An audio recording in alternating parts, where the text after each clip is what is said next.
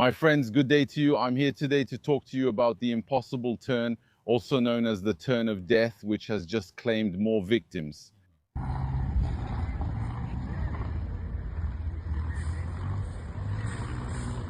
We're going to March 21, 2026, that is, last Saturday in Brazil, in Manaus, at the Amazonia Aeroclube. We have a Cessna 152 type aircraft manufactured in 1977. For your information, this aircraft was produced between 1977 and 1985. So the models that are still flying today are quite old, not to say rather worn out, just full disclosure. Between us, I don't get into a Cessna 152. That's over. It's an aircraft that should be put in museums. So as I was saying, we have this plane with two people on board. So there's an instructor. The instructor is 40 years old. He's been working for the flying club for 6 years, and he has about 1,500 flight hours.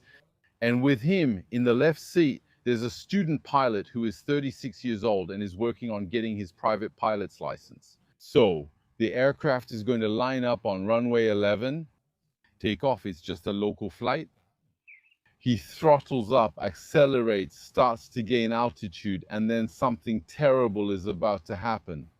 There's an engine failure now. Let me tell you something. There's a blind spot in pilot training, a huge blind spot. You go to any school, any flying club, and yes, they'll talk to you about engine failure. Yes, in case of engine failure, you have to do this, you have to do that. Here's the checklist. Here are the memory items, all that. So yes, that's good. All of that is good. But there's a huge detail. The detail is that no one defines for you what an engine failure actually is. So if people don't have a clear definition, they'll try to imagine something based on their everyday experience. So for example, most pilots usually have a driver's license. So they imagine an engine failure like in a car. For example, you arrive in the morning, you want to start the car, you have this engine symbol flashing, and then the engine does nothing at all. You might hear a clicking noise from the starter, click, click, click, then nothing. That's an engine failure. So they imagine the same thing when they get on a plane, and that's not true. Engine failures in a plane don't happen like that, but nobody explains it. I'm going to tell you about an experience I had with my instructor, because back then, when I was a teenager, well, engine failures, we were trained differently for engine failures. That's why I'm allowing myself to share this experience with you today, because I know it's not done anymore, you see, but I saw it firsthand. So here's what happened. We would reach a certain altitude, usually right above the runway at about 3,000 feet. It's a pretty long runway. It was 3,000 meters, so we had some margin. And then what the instructor would do is reduce the throttle, take the mixture lever and pull it all the way back, you see. So to stop the engine. And some instructors would go as far as turning the key to off, taking it out and putting it in their pocket. Here, that means you have no ignition, no fuel, nothing at all. The engine is completely off. So what does that give you? The engine off? There you go. We have an engine off. What does that do? In reality, in practice, does it make any noise or not? What does the propeller do? I'll tell you, the propeller keeps spinning. It doesn't stop. Just because you stop the engine doesn't mean the propeller stops. The propeller will keep spinning. Why? Because of the relative wind, so it will keep turning. Does it make noise? Yes, it makes noise. Why? Because when the propeller drives the engine, it makes it go through the compressions.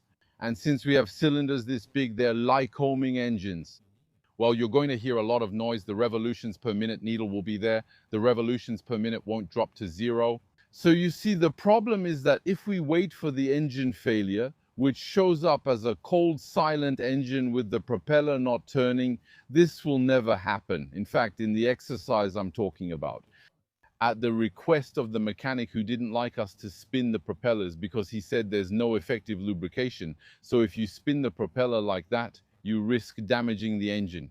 At the start of the exercise, we slowed down by pulling back on the stick until the propeller stopped because there wasn't enough air. And from there, we adopted the best glide speed. And then we continued with the propeller stopped. Once it stops in the air, you won't be able to restart it because it stopped at a compression point. If you want to restart it, we never tried to restart it with the relative wind, but I think you'll have to go very, very fast. And we finished the exercise by landing with the propeller stopped. Once we're on the runway, the plane rolls for a few hundred meters, it stops, you can't roll anymore. And actually there we would start up, he would give you back the key, you start up to go to the hangar of the flying club. So just to tell you that the engine failure, today we're taught to identify it, but the fact is that pilots don't identify it. So in this specific case, what do we have? If you look at this plane taking off, which was filmed by members of the public, well, it rises into the air. We're about 30 meters above the ground. I think it must have been not even 100 feet on the altimeter. And then what happens suddenly, the noise changes, it starts to sputter, and then at times it's even completely silent, but the propeller keeps turning. In that case, you have a real engine failure. In all its seriousness, you won't get more than that. Even if, God forbid, there's a broken connecting rod, for example, well, the engine will keep turning because of the relative wind. What our pilots are going to do is two things. On one hand, they're going to keep the plane nose up. You realize that the plane stays nose up and even adds more nose up at a certain point. And then they're going to try to do the deadly turnaround. That means making a 190-degree turn to come back to the runway.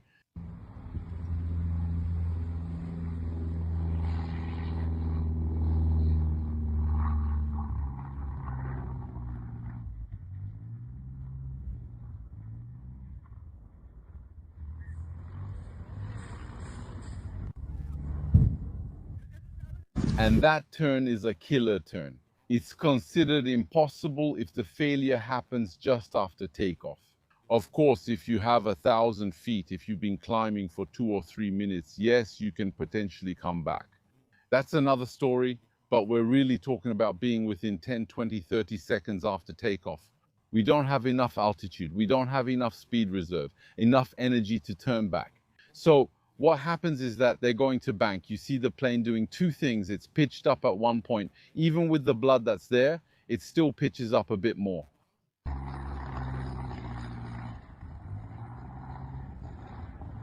Why? It's the reflex, it's human instinct, because my instinct as a human, if I feel like I'm falling, it's to pull on the stick. Because if I pull on the stick, I feel, based on my past experience, that pulling on the stick means going up. But no, it's just a moment, it's a reflex, but it doesn't work here because the plane is very slow. You have to know that the Cessna 152 is underpowered. It doesn't have much power. So if you've taken off for 30 seconds generally, you don't have enough speed reserve. Usually you've climbed about 100 feet like you see with this plane, and you don't have any speed reserve. That means if there's ever a problem, if there's ever an issue, you can't afford the luxury of continuing to pull on the stick or anything like that. It's not possible. You're going to crash. So what they do is they pull on the stick and then they bank. So they bank to make the famous half turn. Why? Has this even been observed in passengers who board planes? For example, they board from the front at the start of the flight, and then there's an evacuation. And what do? They try to reach the door they boarded through, even if there's another one that's closer. And why is that? Well, quite simply, it's always that damn human reflex, because we rely on what we know. So I know I came in through that door, so it exists. I mentally remember where it is. I'm going to try to go there. Even if it's far away, it doesn't make sense. If there's a fire or emergency, use the nearest door. Same thing for the runway. The guy takes off. He knows there's a runway behind him. And so by reflex, he wants to go there. But those are deadly reflexes. I'll give you an example of how to fight against that. It's a kind of programming. I don't like the word programming, but well, let's use it. It's a kind of mental programming. I'll give you an example. You're driving on a road with plane trees, for example. You enter a road with plane trees and you see a sign that says, "Caution, animals may cross." At that moment, you have to mentally put it in your head that if an animal suddenly comes out, what do? You brake, but you hit it if necessary. You don't leave the road no matter what happens, because going off the road with plane trees on a highway is deadly. So you won't leave the road no matter what happens. You'll brake, but you won't go off. It's under this condition that you'll freeze. The conditioned reflex for a driver is to turn the wheel to avoid an obstacle. So it's very important to keep that in mind. It's the same when you get on a plane, the flight attendant is explaining, giving the safety briefing. It's the same idea. It's to condition people in their short-term memory to react in a certain way. Here's the nearest exit to you. Locate the nearest exit. So that's also the purpose of this briefing. Just like when you take off in a plane, there's always a briefing. Even if you're alone, you say it out loud to yourself, or if there are two of you, you say it to each other. It's like, be careful, if I have an engine failure, here's what I do. And that helps avoid the reflex of just pulling on the stick or turning sharply. That's what they did. And just for your information, what happened, I don't have it. There's a small part of the video missing.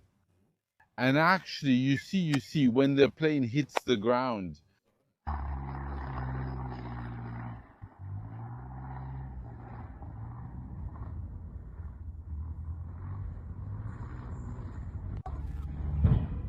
it's an object that jumps very high into the air. It's probably a tire. Tires usually bounce quite high, and you generally find wreckage farther away. The plane crashed in the most dangerous position possible. That means it fell on its back, nose first. So what happens is that when it hit the ground, it stopped instantly. By the way, if you look, there's an accordion-like deformation, which is generally a bad sign. It's a sign of a very sudden deceleration that bends the tail of the plane like an accordion. And that means that the pilot's lives are seriously at risk here, because when you have a crash, it's not the same thing. When the plane slides for 150 meters or when it stops in 80 centimeters, that's when we find the pilots. The instructor died instantly, upside down, of course, with the cockpit hitting the ground first, so the instructor died instantly. The student pilot was found unconscious and then taken to the regional hospital. He was declared dead around 3 p.m. the same day, so there were 2 deaths in this accident, and again, that turn. And clearly, if you want, you don't go. The engine, as I said, it never becomes cold and silent. And with the instruments, if we start analyzing the instruments, it's going to be very difficult. And generally, we don't have time to figure out what's wrong with the engine. There's a problem, and usually what we'll do is realize that it's lacking power to climb. Maybe that's the way. Maybe what we can take from this video is that we need to see things in terms of energy. We're managing energy. We're not managing an engine. If suddenly I have to keep my speed, let's say I have to go up to 60 knots, if suddenly I see that I have, for example, usually I have 500 feet per minute on the variometer, and that day I only have 100 feet or 150 feet to maintain 60 knots. That means there's already an issue. I had engine trouble before, which is how I noticed it. That means that keeping the same speed as usual, well, what happens is that my variometer wasn't keeping up. You see, of course, there's the weather, the temperature, the loading of the plane. But I was used to this plane. I knew mentally what it was capable of in such and such weather conditions. It's very important to develop this habit. I had seen a pilot, a captain of a 737, a Boeing 737-800, who was literally able to tell you, look, I take the throttles, put them there, look how much N1 I have, and then I set this much flaps. He would stabilize at a certain speed, he would give you the speed, and then you could see that it stabilized at that speed and at that vertical speed indicator, etc. So it's very important to develop this sense to know when there's an energy problem. But first, you need to know what the normal performance of an aircraft is. Now, if my engine is making a strange noise, or I feel like it doesn't have any power, I feel like it's not pulling, and I see that I'm maintaining my speed, and while maintaining my speed, I have a vertical speed of minus 500 feet per minute, I'm heading toward the ground. That's when I probably have an engine failure. I don't need to wait for the engine to be cold and stopped. There you go, my friends. 2 more unnecessary victims, an avoidable accident. I'll leave you the Parkour website, where I'm uploading videos more focused on aviation theory for those who want to go deeper and learn more. And I'll see you in the next one.